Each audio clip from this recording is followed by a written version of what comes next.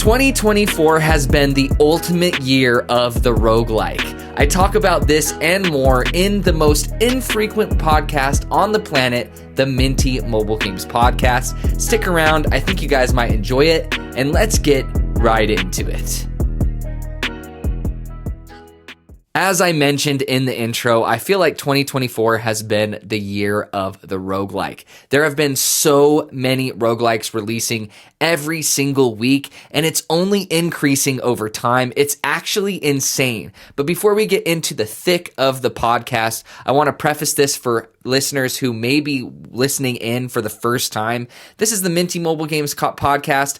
I talk about things in the mobile gaming space, in the gaming space, content creation space, pretty much anything I'm thinking about or interested in. I post an episode every other month, maybe every month. It's very infrequent, but those of you who do listen to this, thank you for returning. I know that you guys are a loyal following, and I really appreciate it. They're really fun to do, kind of get my thoughts out, and it's a lot less scripted and edited. This is very out of the ordinary for the channel. Most of my content is scripted, edited, all of that stuff, but I try to keep the podcast very raw, very real.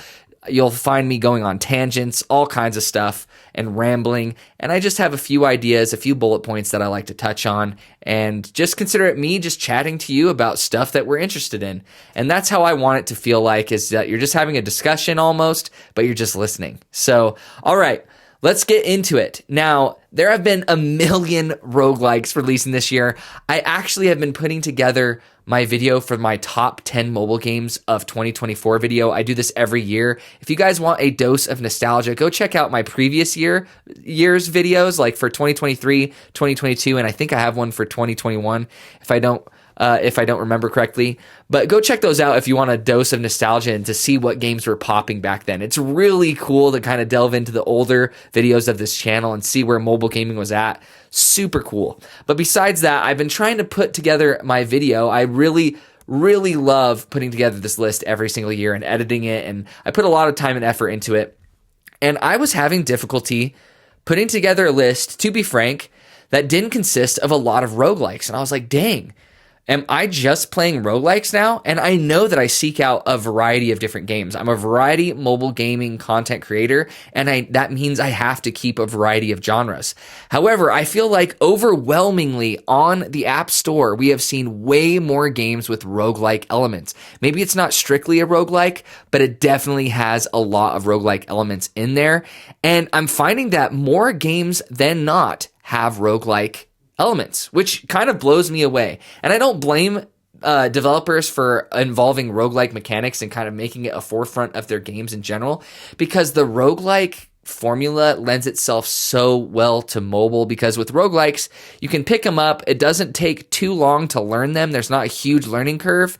There can be a skill ceiling curve, but you can pick them up, play them for a couple minutes and put them down, or you can binge them for a couple hours. It's actually a very flexible genre, in my opinion, in a majority of cases. There's always outliers, but I feel like they lend themselves well to the platform, or the mobile platform overall.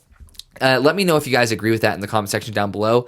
But I think that's why we're continually seeing more and more of this genre.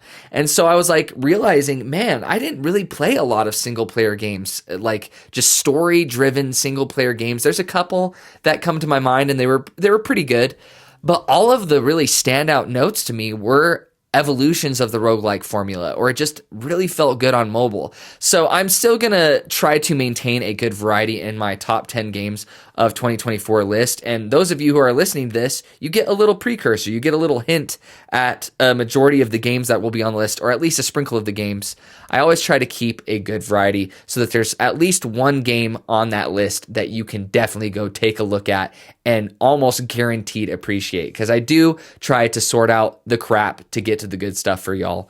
And this video will be no different. So stay tuned for that. It'll probably be at the end of December, closer to Christmas Day or Christmas time. So I'm kind of like brainstorming the list right now, and that's as far as it's gotten. I haven't even made the thumbnail yet. A little fun fact about the channel: I usually make the thumbnail first and foremost before anything else, before coming up with the title of the video, before coming up what I'm going to include in the video. Usually I'll have one game in particular that I'm like, oh, that would make a sick thumbnail. I'm going to go figure out what I'm going to do with that. And then everything follows suit afterwards. The title is probably the last thing I come up with, believe it or not. So it goes thumbnail, and then it goes, what games am I going to cover in this? Then I record it, then I edited it, and then I edit it, and then I come up with the title, and then voila, you have a whole video. So there's a little background to the channel if you guys are loyal watchers and you've always wondered about the background or the order or the process of doing things. Another fun fact for those of you who are new to the channel, I have made every video on this channel on my phone. Everything has exclusively been made with my phone. The only additional thing I use is an Elgato like streaming mic. It's a very high quality mic because I'm a big believer in high quality audio. And so that's the only thing outside of my phone that I use. And I just plug that directly in my phone, and that's what I'm using to talk to you right now. So there's some random fun facts. But anyways, let me know in the comment section down below if you guys agree with me. Do you feel like the volume of roguelike games when it comes to the genre itself, the volume of roguelike games far outweighs pretty much any other genre on mobile this year? I truly believe that. Now, there's also outliers. There's tons of games, and I've only played the games that I've covered on this channel. There's very rarely are there games that I play personally that I don't create videos on, and sometimes that happens, but let me know some of your favorites in the comment section down below as well that are not roguelikes. I'm desperately trying to find more. I definitely have a couple that will be on the video, but anyways, that was one of the main thoughts and main realizations towards the end of this year, that most of the games I really enjoyed were roguelikes, and most of the games that I feel were released on mobile were roguelikes. So enough rambling about that. I've also been playing, so as far as mobile goes, I haven't been playing on mobile towards the latter half of this year as much as I thought I would. Again, I have a Steam Deck on the side, and I feel like that takes up a lot of my mobile gaming time now because I enjoy it. But just to let you guys know what I'm playing in my personal time, as if you guys really cared, one of the main games that have stayed on my phone that I still play consistently, I really do like Honor of Kings. You guys know the mobile MOBA. I really have a lot of fun with that one. And I've been very upfront and honest how much I enjoy mobile MOBAs overall. And I've continued to enjoy that so far. I still dabble in Star Wars Hunters every so often as well. That's another mainstay. It's just a fun third-person shooter, and I'm a huge Star Wars fan. Not the newer stuff, but I feel like there's some really cool fan service in that game that keeps me coming around for more. Balatro, I'm still playing Balatro pretty regularly. I've beat it a couple times. I'm pretty boring though. I don't really use any of the other decks that I've unlocked. And once I find a really good strategy, sometimes I'll just stick to that. And it's like almost a comfort game that I play without thinking at this point. It's very interesting. I also usually play, I'm still trying to beat Children of Morta. I know that was a sponsored video, but I don't take sponsorships that I don't believe in. And I really enjoyed my time with Skull the Hero Slayer. That's another one that I eventually want to beat. I almost beat it. But Children of Morta is one that I actually have a goal of finishing because it does have that kind of overarching story and stuff. If you guys haven't checked out either of those games, go check out my videos. Click on the links in the description. It'll really help me out. Those are really cool sponsorships with PlayDigis, and I really do play those games on my own time. Doncaster, I'm always going back to Doncaster. I've been playing that one throughout the year intermittently too. Dungeon Tracer, surprisingly. This is kind of like a... I always forget what the original game was called, but Dungeon Tracer, it's basically a match 3 RPG where you link together certain symbols on a board in order to do attacks or to attack enemies on the board, stuff like that. I returned to that one intermittently too. I've also had a goal to really get into a cozy game, so to speak. I still haven't really found one. The closest I've gotten to is Potion Permit. I gave that a solid try. So if you guys have any suggestions for a cozy genre game, I don't know why the genre just bounces off me, man. It's insane. And I really want to get into one because I feel like it would be good for me. Most of my gaming in my personal time is competitive gaming, mainly first-person shooters. Like, it's the one thing that I feel like I'm naturally good at. Like Apex Legends, I've been playing for like 4 years. I'm in the top 500 for the character I play in the world.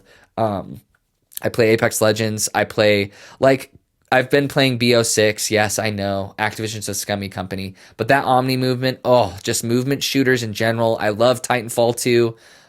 Still my favorite multiplayer shooter of all time. Just anything shooter related or competitive related. I just love playing against other people and with my friends. Like, gaming is such a social thing for me outside of mobile gaming. I rarely play, aside from the occasional indie game, I rarely play anything outside of multiplayer. So please give me a cozy game to get into. I think it would be really good for me. It would really round out my gaming experience and provide me more of a relaxing experience instead of kind of not necessarily a stressful experience, but something that I have to take a little bit more seriously than just me chilling. Which brings me, so I've told you a couple of the games I've been playing throughout the year that have been mainstays that I haven't stopped. Wild Frost, before I forget, I really love Wild Frost. I still think that's one of my favorite roguelike deck builders. I know this is a very hot take, but I think I like it just as an entire package and just kind of the style of gameplay and stuff. I like it more than Dawncaster. I love Wild Frost. So I'm not saying any of these games will make it on my top 10 list. Just because I personally enjoy them doesn't mean I think... I try to maintain a balance. So my thought process with my top 10 lists is how much did I enjoy it, and then how good of a game do I truly think it is outside of my biases. And I try to do 50-50. So how much did I enjoy it? I really liked it, but maybe I think it's kind of lacking in a lot of areas, and my bias takes in too much... my bias is accounted for and stuff like that, then maybe I won't include it. So I try to keep that balance. How much did I personally enjoy it, and how much do I think it is an objectively good game, if that makes sense. So those are the mobile games that I've been playing and have stayed on my phone, and I consistently play in between creating content.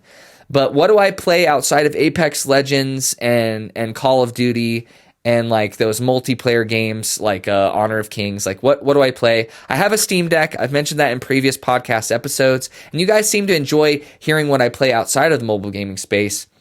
And so on my Steam Deck, I'm back into my huge pinball phase. I always have loved pinball, but I don't know why it didn't occur to me that I could have Pinball FX on my Steam Deck. I used to have it on my Xbox. I sold it to a buddy because I have a PS5. And my Xbox had all of my Pinball FX tables. But I was like, I have a Steam Deck. I can play Pinball FX on the go now. And like I've even made a video dedicated to like to only pinball games. I visited the Pinball Hall of Fame, and it kind of just jump started my obsession with it. And I just love pinball. That's probably the most relaxing gaming experience I can have. Just the flow state and just kind of like hitting pinballs. Like I know it sounds lame, but pinball really is kind of a skillful game. Like appearance wise, it's like, oh, it's just luck. It's reaction time. You just hit the ball and you hope it goes where you want it to. There's a lot of like deceiving amount of skill goes into pinball. And I've been playing a lot of Pinball FX tables, especially after Black Friday. Tons of the tables went on outrageous deals, and I basically almost bought the entire Pinball FX library.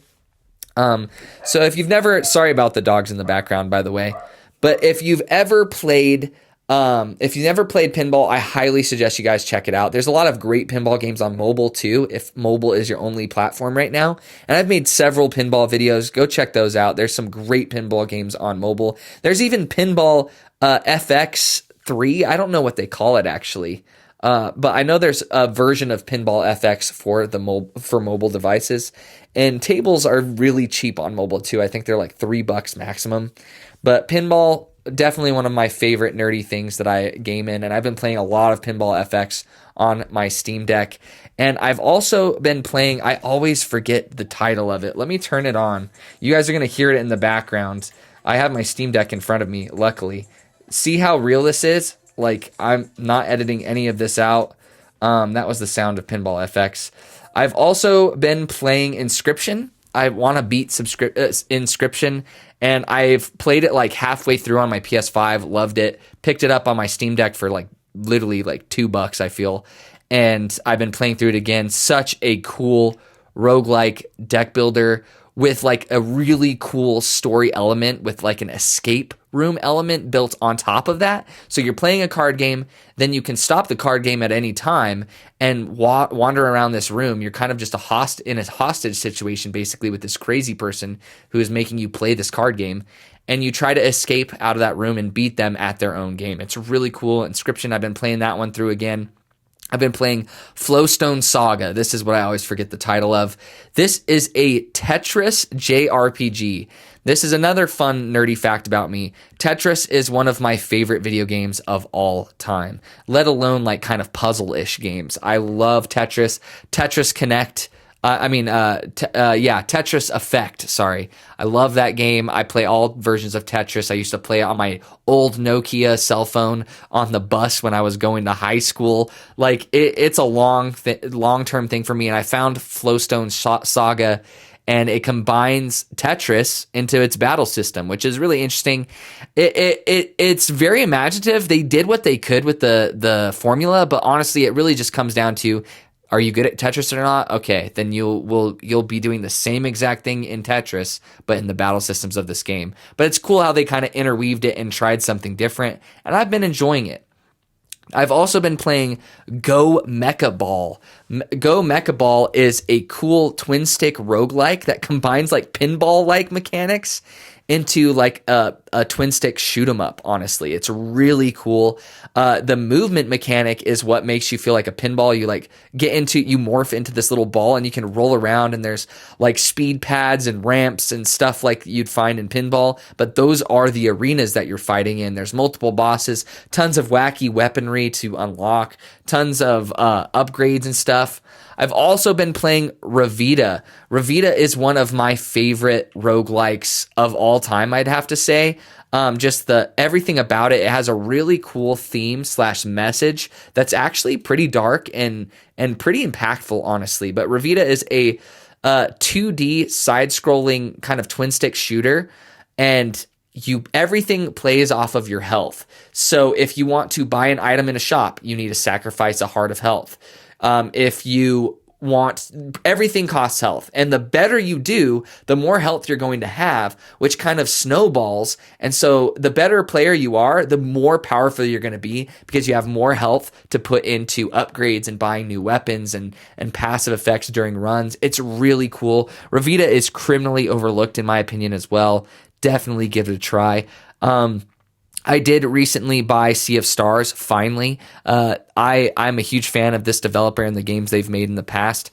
And Sea of Stars, it finally went on deep enough of a sale for Black Friday that I was like, you know what? I'm going to swoop it up. Looks like a really cool kind of JRPG in the Chrono Trigger kind of, area of expertise of games.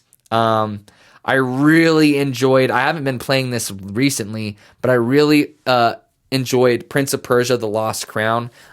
Prince of Persia is probably my favorite series of games ever of all time, and that series of games really went downhill after the first trilogy, but I still love Prince of Persia, and I think The Lost Crown is one of the best games in the series in general.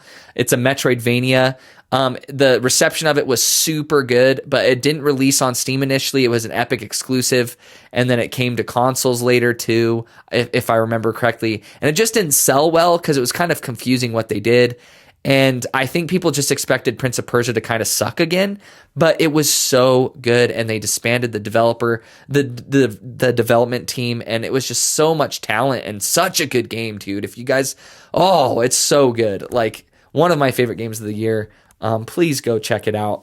We'll probably never get a Prince of Persia game like this one ever again. But Prince of Persia was the bomb. Prince of Persia literally paved the way. It was the pioneer for Assassin's Creed. So if you've ever liked Assassin's Creed, do your research. Go play the real deal. I think it puts Assassin's Creed to shame. Maybe that's a hot take. But those are some of the games that I've really enjoyed this year. There's tons more that I've played on my Steam Deck. The Steam Deck really has opened up my eyes to just, I've always loved indie games, but I'm kind of limited on which indie games I can get because they had to come to console. I've never been a PC gamer, but the Steam Deck allows me to get these games in early access, and there's just such a wide variety on Steam that I'm always trying new indie games. Astral Ascent's a really good one that I've been playing as well. I think that's probably the best 2D action side-scroller roguelike I've ever played in my entire life. It's like not even close, actually. Astral Ascent is wildly good. But yeah, there's a couple games. Sorry that I spent a little bit more time on my Steam Deck games and not stuff, but I just like to take these opportunities to let you guys know who I am outside of the channel, what I enjoy outside of mobile gaming and creating mobile gaming content, because I am a human. I don't just do one thing. And I find the older and older I'm getting, the less and less I'm playing of mobile games. So I really take my time playing mobile games seriously. I'm not going to waste my time with anything, and I don't want you guys to waste your time either. So I'm pretty picky with mobile games at this point. I feel like I love to keep a positive air about the channel, and if there's some really good things about a game, I'm going to cover the game on the channel no matter what, and then let you know, hey, it's kind of bad in these ways. But if the game's trash, I'm never going to waste your time and feature it on the channel, to be completely honest. Unless it's horrible, and then I'm like, okay, it's my duty to let people know on the channel. I'd rather waste their time telling them not to waste their time on this game, kind of deal. But if you guys have made it to this end of to the end of this video, please let me know your favorite game, regardless of platform, in the comment section down below. That way I know you listened to this point in the video. I appreciate you, loyal listeners. I hope I was able to kind of entertain you while you did something else on the side. That's what I love podcasts for. You get to kind of listen in on a convo, listen in on things that you really enjoy in your personal life, things that you may be passionate about, but then you're also able to multitask and get things done at the same time. So that's why I love podcasts, and that's why I do this, is I know I would like a podcast about mobile gaming, and there's not a lot of them out there. All right, guys. Well, I love you. I hope you guys are staying safe. I hope you guys have fantastic holidays, no matter when you listen to this. Fantastic Christmas season or whatever holiday. Happy holidays in general. Whatever holiday you adhere to, I hope you guys have the best and make the best of it. And if it's not that great, hey, I love you. Things get better, I promise. And just know that at least one person cares about you. All right, guys. See you guys later.